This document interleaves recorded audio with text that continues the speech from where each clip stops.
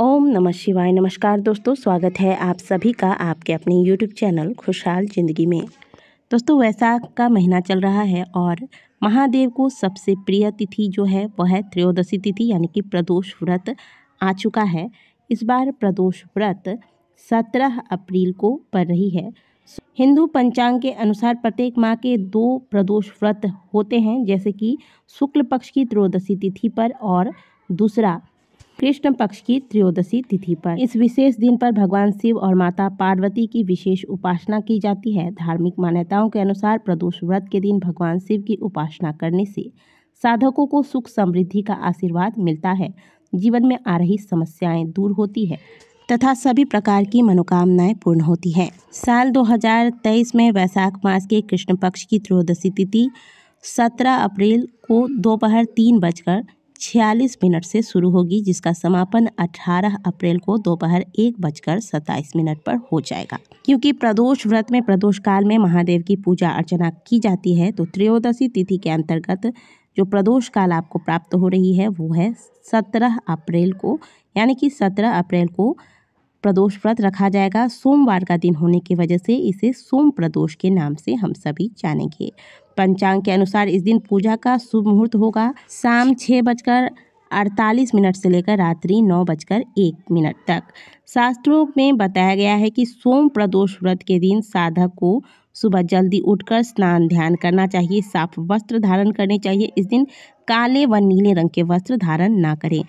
इस दिन सफ़ेद, क्रीम कलर या फिर पीले रंग के वस्त्र धारण करें। घर के मंदिर में एक घी का दीपक प्रज्वलित करें और व्रत का संकल्प लें। इसके बाद भोलेनाथ का गंगा जल से अभिषेक करें। प्रदोष व्रत के दिन संध्या के समय भगवान की पूजा आराधना करने का विशेष फल प्राप्त होता है।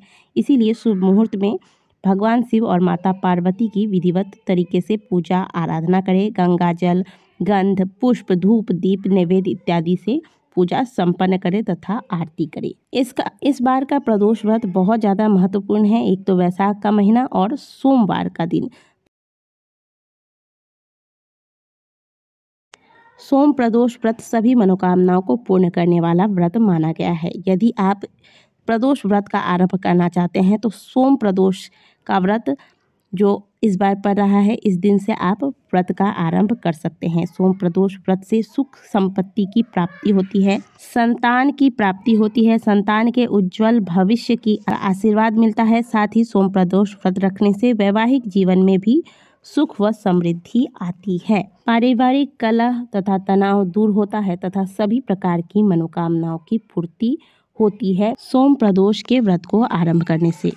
प्रत्येक शिव भक्त को चाहिए कि वो कम से कम जीवन में एक बार प्रदोष व्रत का आरंभ अवश्य करें, जैसे कि 5 प्रदोष व्रत, 11, 24 इत्यादि। जिस प्रकार जितना आप कर सकते हैं, करने के बाद इसका उद्यापन अवश्य करें। इससे अमोघ फलों की प्राप्ति होती है। व्यक्ति महादेव की कृपा से सदैव जीवन में उन्नति करता है। शिव महापुराण में प्रदोष के दिन किए जाने वाले ऐसे अनगिनत उपाय बताए गए हैं जिससे भक्तों के समस्त कष्टों का निवारण होता है। यदि आप प्रदोष का व्रत नहीं भी करते तो भी इन उपायों को करके इनका लाभ उठा सकते हैं।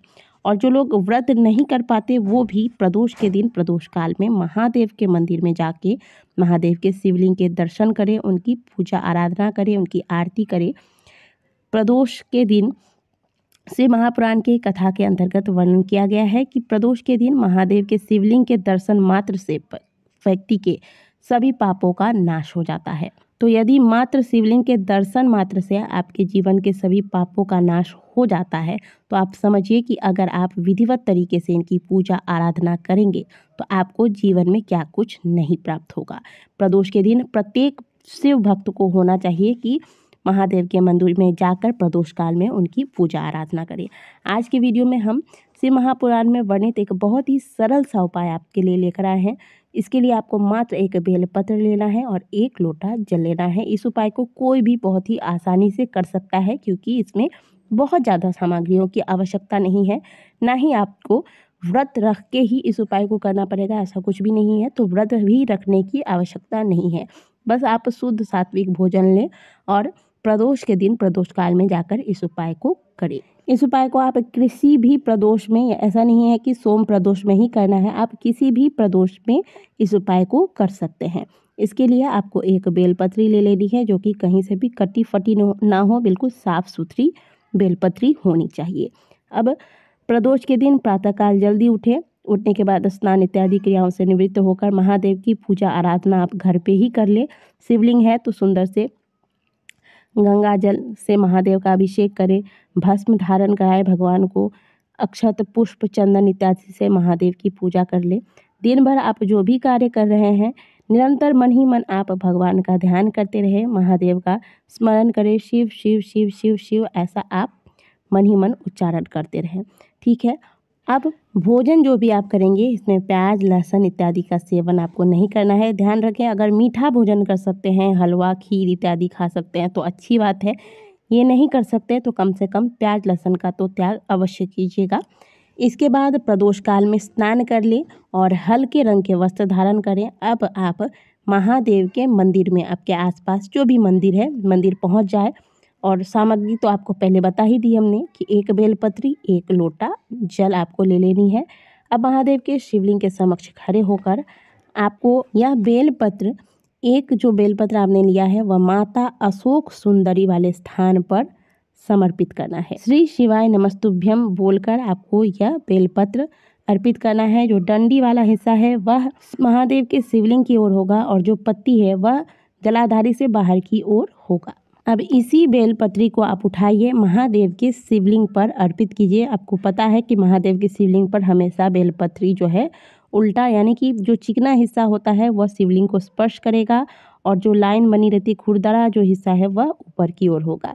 इस प्रकार से आपको महादेव के शिवलिंग पर कल्याणेश्वर महादेव का नाम लेकर यह बेलपत्री शिवलिंग पर अर्पित कर दें। बेलपत्री चढ़ाने के बाद इसी बेलपत्री के ऊपर से आपको एक लोटा शुद्ध जल महादेव के शिवलिंग पर अर्पित करते जाना है। एक लोटा तांबे का लीजिएगा, इसमें जल भर के घर से ही लेकर जाएंगे और जो आपने बेलपत्री चढ़ाई है इसी के ऊपर से कल्याणेश्वर महादेव का नाम लेकर यह जल महादेव के शिवलिंग पर जो आपने बेलपत्री रखी है इसके ऊपर चढ़ाना है। और जब आप जल चढ़ा रहे होंगे तो जो जल है वह बहता हुआ शिवलिंग के जलाधारी से बाहर की ओर जाएगा।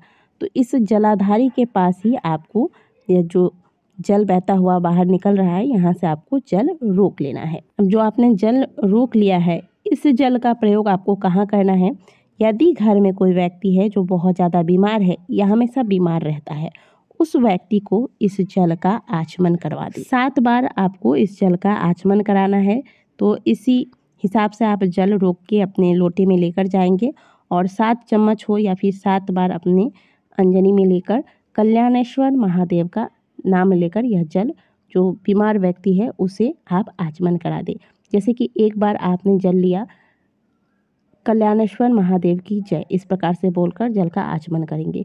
फिर एक बार लिया, कल्याणेश्वर महादेव की जय इस प्रकार से बोलकर आचमन करेंगे। इस प्रकार से 7 बार आचमन उस बीमार व्यक्ति को कराना है इस जल का। आप देखेंगे कि धीरे धीरे जो बीमार व्यक्ति है उसके हालत में सुधार आने लगेगा।